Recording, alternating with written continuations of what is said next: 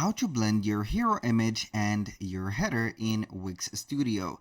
Hello guys and welcome to this new tutorial. In today's video I'm going to show you how simple and easy it is to blend the hero image and also the header of the website of yours into one specific way. So we are going to head over wix.com, sign in for an account, and as you can see we're going to be facing up the site's dashboard. Now what we're going to do basically is going to be very simple.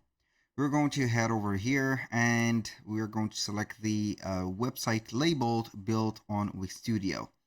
Only this website that we're going to choose. Click on select and edit site.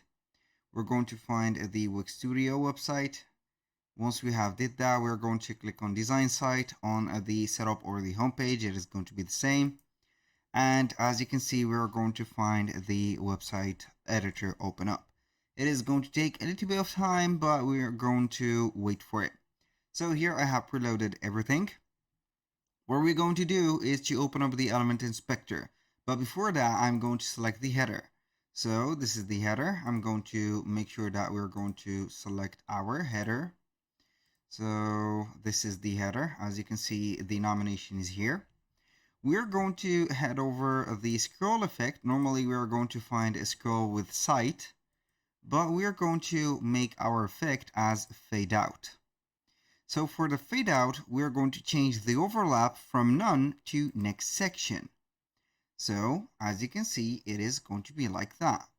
And here for the background color, the opacity is going to be 100%.